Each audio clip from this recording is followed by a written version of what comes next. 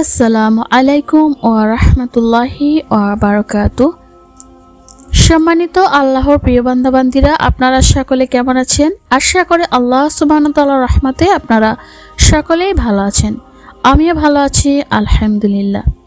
Quranic চিকিৎসা আম্মাজির আরও একটি ভিডিওতে আপনাদের সকলকে খুশামদিদ।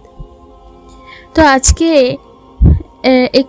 অন্য একটি আলাদা বিষয় নিয়ে আমরা আলোচনা করব ইনশাআল্লাহ, যেটা অনেকেরই মনে প্রশ্ন জাগে।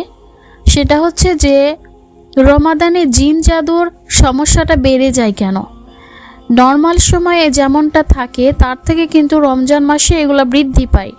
এগুলো কেন বৃদ্ধি পায়? আসলে এগুলো বৃদ্ধি পায় আমাদেরই অসাবধানতার কারণে।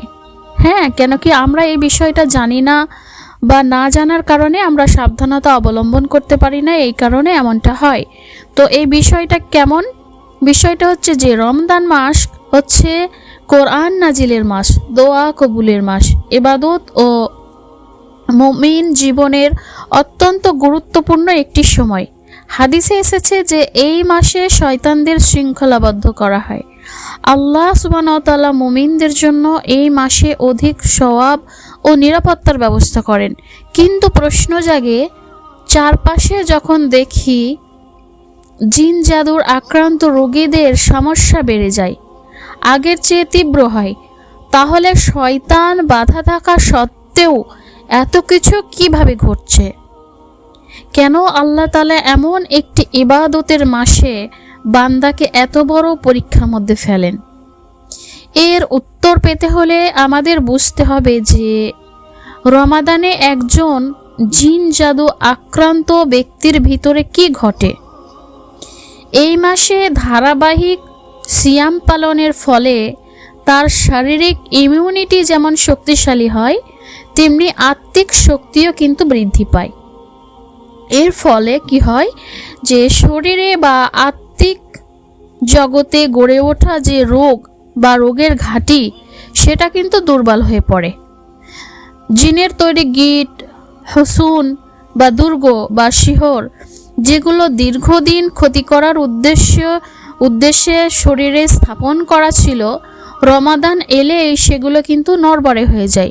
অনেক সময় দেখা যায় ভিতরে লুকিয়ে থাকা জাদুর বিষক্রিয়া সিয়ামের বরকতে ভেঙে বেরিয়ে আসে।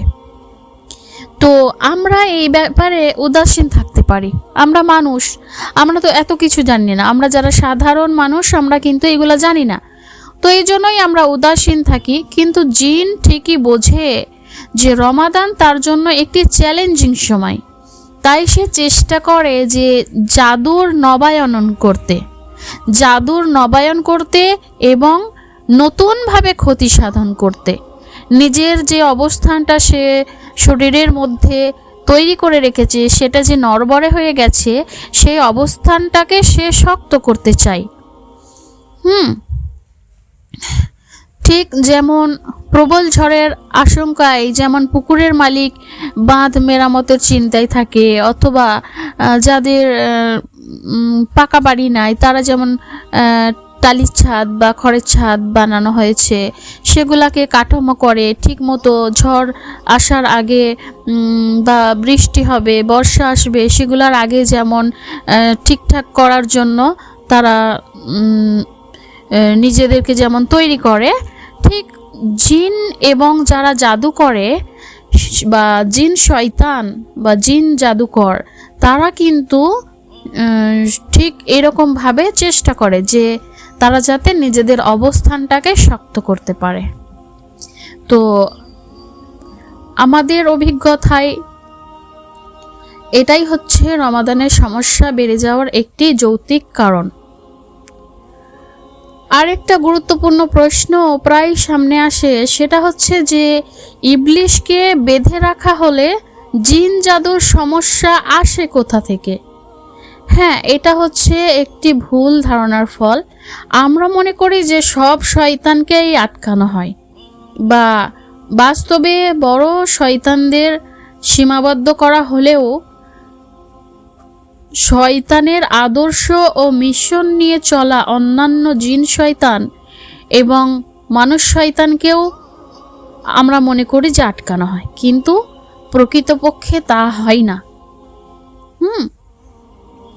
যারা শয়তানের আদর্শ নিয়ে চলে, শয়তানের মিশন নিয়ে চলে, জিন শয়তান এবং মানুষ শয়তান যারা আছে, তারা তাদের কার্যক্রম চালিয়ে যেতে পারে। সুতরাং এই সময় নিজেকে যদি সম্পূর্ণ নিরাপদ মনে করি, সেটা নিঃসন্দেহে ভুল। আচ্ছা, তাহলে আমাদের এই যে সমস্যা, আমরা এখন জানতে পারলাম যে কিভাবে সমস্যাটা সৃষ্টি হয় বা শয়তানকে শৃঙ্খলাবদ্ধ করার পরেও আমাদের কিভাবে এই সমস্যাগুলো বেড়ে ওঠে, এই যে আমরা জানতে পারলাম। এখন এই সমস্যাটার সমাধানটা কি হবে? তো এই সমস্যার সমাধান হচ্ছে যে রমাদান আসার আগে যেমন শয়তান সতর্কতামূলকভাবে জাদুর নবায়ন ও নিজের ঘাঁটি মজবুত করার চেষ্টা করে, তেমনি আমাদেরকেও আমলের মাধ্যমে রমাদানের জন্য প্রস্তুতি নিতে হবে। আত্মিকভাবে নিজেকে শয়তানের মোকাবেলার উপযুক্ত গড়ে তুলতে হবে। পূর্বের রোগবালাই থেকে মুক্তির চেষ্টা করতে হবে। আমাদেরকে মনে মনে একটা দৃঢ় চ্যালেঞ্জ নিতে হবে যে জাদু বদনজরের সমস্যা থেকে আমাদের এই রমজানেই মুক্তি পেতে হবে, এবং এই জন্য আমাদেরকে রমাদানের রুকায়া জার্নিটা আগে থেকেই শুরু করে দিতে হবে। তো সম্মানিত ভিউয়ার্স, আপনারা যারা এই বিষয়গুলো জানতে পেরেছেন, আপনারা চেষ্টা করবেন যাতে আপনাদের পরিচিত মানুষরাও এইগুলা জানতে পারে এবং এই সমস্যার সমাধান করার জন্য সাবধানতা অবলম্বন করতে পারে। যদি আপনি ইউটিউব থেকে ভিডিওটি দেখে থাকেন, অবশ্যই চ্যানেলটি সাবস্ক্রাইব করে রাখবেন, যাতে করে কোরআনিক চিকিৎসার সমস্ত ভিডিওগুলি আপনার কাছে পৌঁছে যায়। এবং যদি ফেসবুক থেকে আপনি এটি দেখে থাকেন, অবশ্যই পেজটি ফলো দিয়ে রাখবেন, যাতে করে এখানে ভিডিওগুলি আপলোড দেওয়া হলে আপনাদের কাছে নোটিফিকেশন যায় এবং আপনারা এইগুলা ভালোভাবে জানতে পারেন বা বুঝতে পারেন। তো অবশ্যই ভিডিওটি মানুষের সঙ্গে শেয়ার করবেন, পরিচিতদের সঙ্গে শেয়ার করবেন, যাতে করে মানুষ উপকৃত হতে পারে। সবাই ভালো থাকবেন ইনশাআল্লাহ। জাযাকুমুল্লাহ খায়র, বারাকাল্লাহু ফিকুম।